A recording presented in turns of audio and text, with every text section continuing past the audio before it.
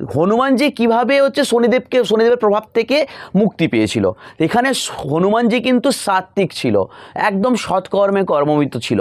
তো যার কারণে কিন্তু শনিদেবের কোনো খারাপ প্রভাব বা কুপ্রভাব কিন্তু হনুমানের ওপর কিন্তু প্রভাব বিস্তার করতে পারেনি। তো এক্ষেত্রে আপনারা যদি সাত্ত্বিকভাবে থাকেন, আপনারা যদি ভালোভাবে থাকেন, আপনাদের কর্ম যদি শুভ হয়, তাহলে কিন্তু শনিদেব আপনাদের কোনোভাবে ক্ষতি করতে পারবে না। আমি আপনাদেরকে এটা গ্যারান্টি দিয়ে বলতে পারি। নমস্কার দর্শক বন্ধুরা, আজকের আপনাদের সামনে আলোচনা করছি শনির বক্রতা নিয়ে।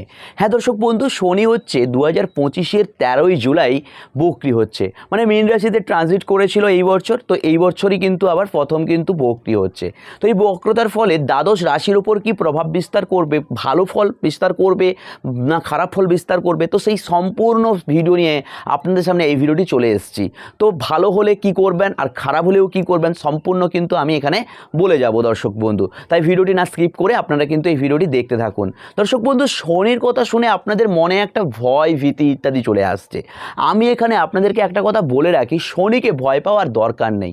কেন, এবার আপনাদেরকে বলি। এখানে দর্শক বন্ধু, আপনারা নিশ্চয়ই ভিডিওতে দেখেছেন শনি এবং হনুমানের কাহিনীটি।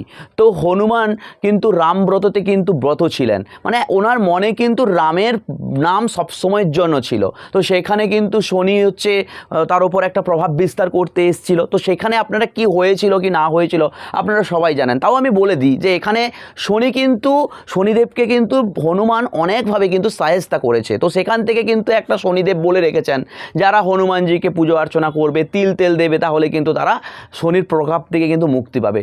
তবে দর্শক বন্ধু, এখানে আমি আপনাদেরকে একটা কথা বলি, কেন আমি আপনাদেরকে শনিকে ভয় পেতে না বললাম সেটা আপনাদেরকে বলি।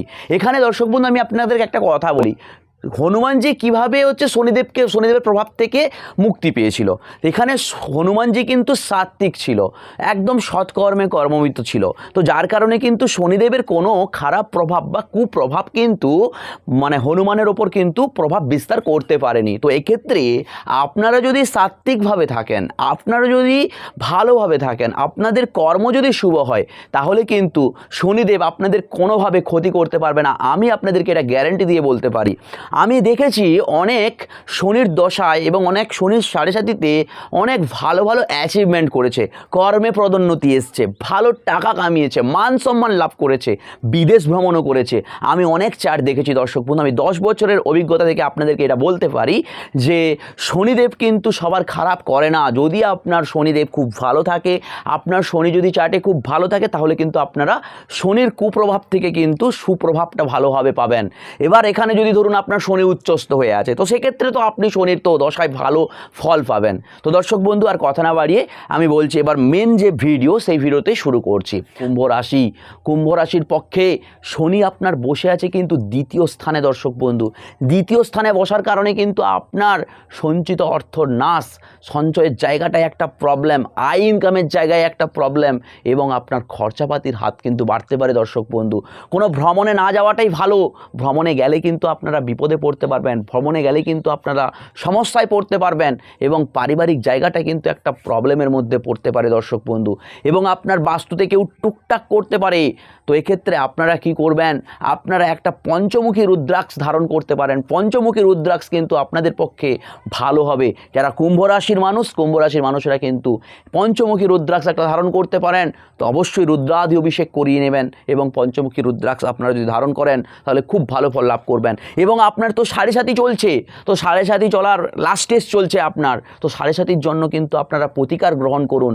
আপনারা সাড়ে সাতির জন্য কি করবেন, কোনো প্রতিকারও ধারণ করতে হবে না, কোনো কিছু করতে হবে না। আপনারা আমার একটা ভিডিও আমি ডেসক্রিপশানে দিয়ে রেখেছি, আপনারা ভিডিওটি দেখুন যে কি করতে হবে শনির সাড়ে সাতিতে। কোনো কিছু প্রতিকার আপনাদেরকে গ্রহণ করতে হবে না। এই কাজটা যদি আপনারা করেন, আমি 100% গ্যারেন্টি দিয়ে বলতে পারি আপনাদের কিন্তু শনির সাড়ে সাতি থেকে মুক্তি পেতে পারবেন। এবং যদি মনে হয় আপনাদেরকে যে আমাকে একবার আপনার কোষ্ঠীটা দেখিয়ে নেবেন, অবশ্যই কিন্তু আপনারা কমেন্ট বক্সে কমেন্ট করতে পারেন। এবং আপনারা কিন্তু আমার যে মোবাইল নাম্বারটি দেওয়া আছে, ওই মোবাইল নাম্বারে কিন্তু আপনাদের ডেট অফ বার্থটা প্রদান করে আপনারা কিন্তু আপনাদের যে কোষ্ঠীটা দেখিয়ে একবার নিতে পারেন।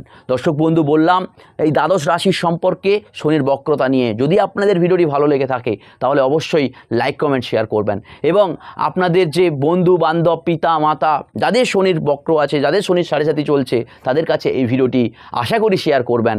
চলে আসবো পরবর্তী ভিডিওতে, ততক্ষণ আপনারা অবশ্যই ভালো থাকুন, সুস্থ থাকুন, ধন্যবাদ।